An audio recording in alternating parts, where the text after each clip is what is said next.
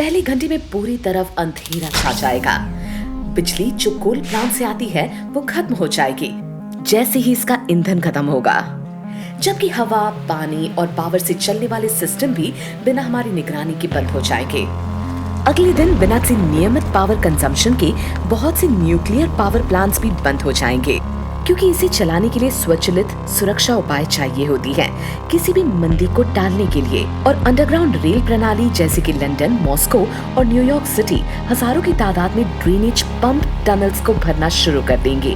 महज 3 दिनों में चिड़ियाघर में जानवरों को कैद रखने वाले इलेक्ट्रिक फेंसेस भी फेल हो जाएंगे, जिससे जानवर खुद ब खुद बाहर का रास्ता यानी शहर का रुख करेंगे।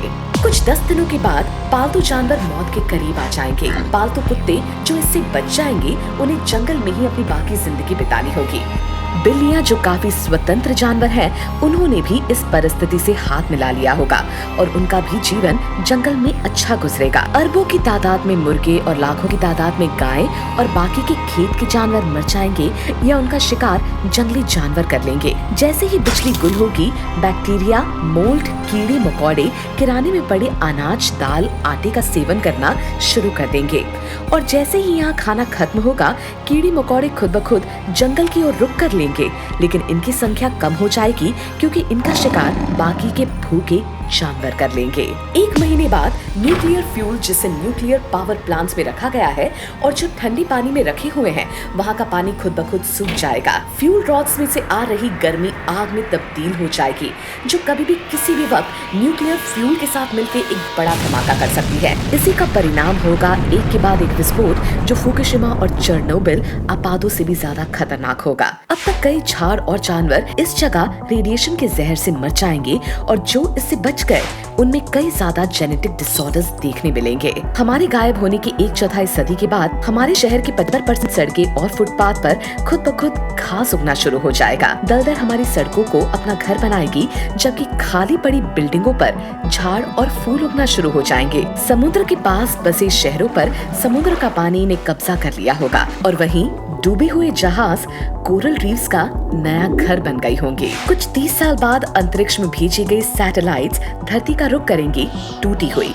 पर दोस्तों, हमारे ना होने पर भी ग्लोबल वार्मिंग कुछ 40 सालों तक रहेगी। धरती का तापमान कुछ 0.6 डिग्री से बढ़ जाएगा, लेकिन ऐसे में वातावरण काफी ज्यादा अच्छा होगा। 60वें साल के आते ही समुद्री जीवन काफी फल फूलेगा सालों की ओवरफिशिंग से। 150 साल में झाड़, गंदगी और रेती एनकम्पास करना शुरू कर देगी अर्बन एनवायरनमेंट्स में। कई शहर को पहचानना मुश्किल हो जाएगा। लंदन दलदली में डूब जाएगा, जबकि उत्तरी शहर जैसे कि वैंकूवर की बिल्डिंग्स बर्फ की चादर में ढक जाएंगी। कई शहर जैसे कि लास वेगस और दुबई रेती से ढक जाएंगे, क्योंकि कहते हैं कि एक रेगिस्तान अपने से छीनी हुई चीज को फिर से अपने कब्जे में कर लेता है। 230 साल में वनस्पति, घास इत्यादि हमारे बिना फल फूल रही होगी, जिसकी वजह से वातावरण से भारी तादाद में कार्बन डाइऑक्साइड खत्म हो जाएगा। और दोस्तों, एक ही चीज जो हमारे यहाँ रहने का थ्रोबैक देगी वो होगा स्टील और प्लास्टिक। 300 साल बाद मेटल कंस्ट्रक्शन जैसे कि आईफिल टावर और स्टील ब्रिजेस बिना किसी देखभाल के टूटना शुरू हो जाएंगे। हमारे गायब होने के कुछ 500 साल बाद दुनिया का जंगल काफी ज्यादा स्वस्थ और मस्त हो जाएगा, जैसे उसे कुछ 10,000 साल पहले होना चाहिए था।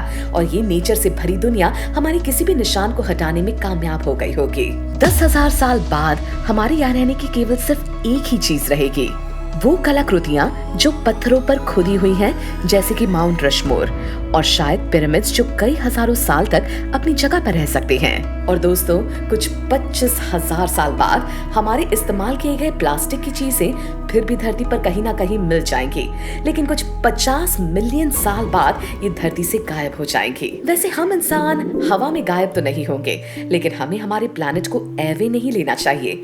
हमारी सरलता ने दुनिया में कई बदलाव लाए हैं। हम यहाँ थे और ये हमारा घर है। लेकिन दोस्तों, एक पल के लिए भी दुनिया हमारे बिना सोचना आपको ये जरूर सोचने पर मजबूर कर देगा कि हमारे होने ना होने से दुनिया रुकेगी नहीं। उम्मीद करते हैं कि आपको ये वीडियो पसंद आया होगा।